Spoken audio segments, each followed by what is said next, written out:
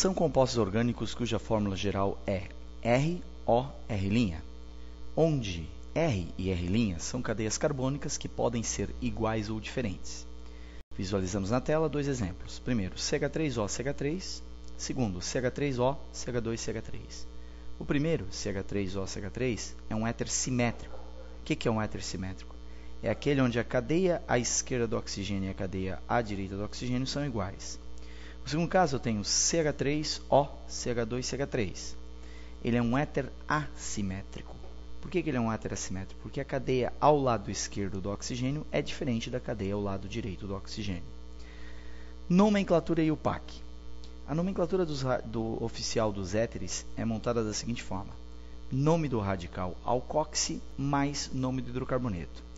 O nome do radical alcoxi é dado para a cadeia carbônica menor ligada ao oxigênio e com o oxigênio, incluído o oxigênio na cadeia. Esse grupo é o radical alcoxi. Sua regra de nomenclatura seria raiz mais oxi, como visualizamos na tela. Hidrocarboneto é a cadeia maior ligada ao oxigênio. Lembrando que a nomenclatura de hidrocarbonetos é raiz mais meio mais a terminação U. Nomenclatura usual. Escrevemos éter, nome dos radicais mais a terminação ico. O exemplo que eu cito é CH3O, CH2, CH3. A cadeia carbônica menor recebe ela o nome de radical alcoxi. A cadeia carbônica maior recebe o nome de hidrocarboneto, enquanto que a cadeia carbônica menor, radical alcoxi. Isso para a nomenclatura oficial. Portanto, a cadeia menor, como podemos visualizar na tela, é o CH3O. Então, raiz met mais oxi dá metóxi. E a cadeia maior, CH2, CH3, é hidrocarboneto, então é o etano. Oficial, então, metóxi-etano.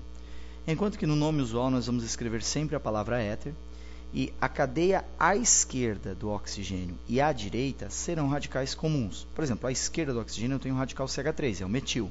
À direita eu tenho um CH2, CH3, que é o etil. Então eu fico com éter metil etílico ou éter metílico etílico, onde nessa situação eu escrevo ico no nome metil e ico no nome etílico também. As duas colocações, éter metil etílico ou éter etílico metílico, estão corretas. Segundo exemplo, CH3, CH2O, CH2, CH3. Ambas as cadeias, à esquerda e à direita do oxigênio, são iguais. Portanto, qualquer uma delas pode ser considerada radical alcoxi. Eu escolhi a da esquerda, como vocês visualizam na imagem. Então, eu tenho CH3, CH2, 2 carbonos, a raiz é et, mais oxi dá etóxi. E o hidrocarboneto com 2 carbonos é o etano. O nome oficial fica etoxi-etano. O nome usual eu escrevo éter. Aí olha só, tanto a cadeia à esquerda do oxigênio quanto a cadeia à sua direita são radicais com 2 carbonos, então são etil e etil. Então o nome pode ser éter etil mais ico, éter etílico, ou éter dietil mais ico, ou seja, éter dietílico. Esse éter em especial, ele apresenta também nome comercial. O comercial não segue nenhuma regra, ele é conhecido como éter comum, éter sulfúrico ou então também pode ser conhecido como éter do petróleo. Um terceiro exemplo, eu tenho uma cadeia de um éter ramificada.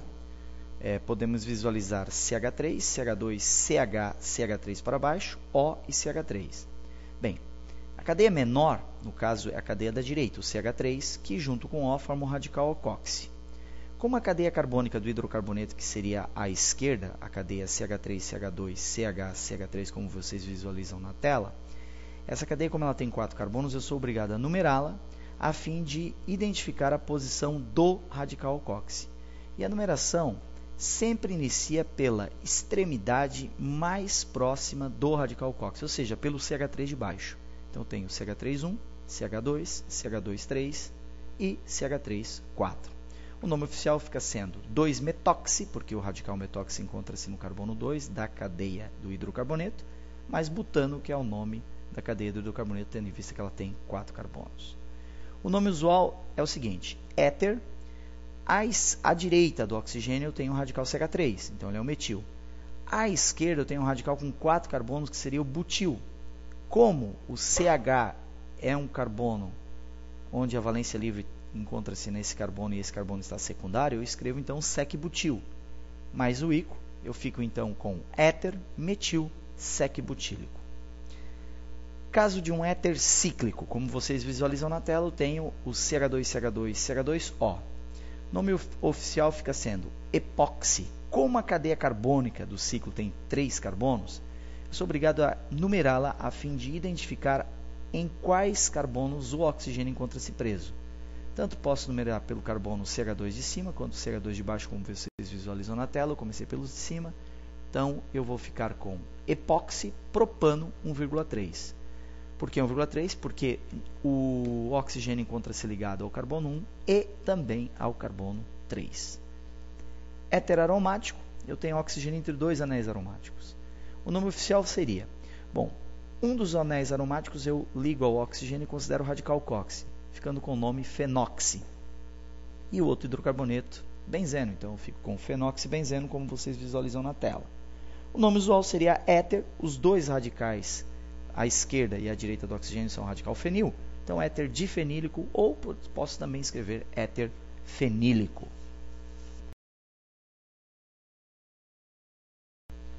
Haletos orgânicos são compostos cuja fórmula geral é Rx, onde o X é um elemento da família 7A da tabela periódica, excluindo o astatos, ou seja, pode ser o flúor, o cloro, o bromo ou o iodo. Primeiro, estudaremos os monohaletos, que são aqueles compostos que apresentam apenas um halogênio preso à cadeia carbônica.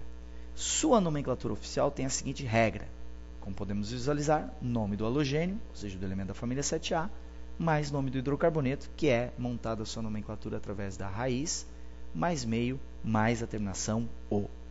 Nomenclatura usual, você vai escrever o nome do halogênio mais eto, preposição de e nome do radical.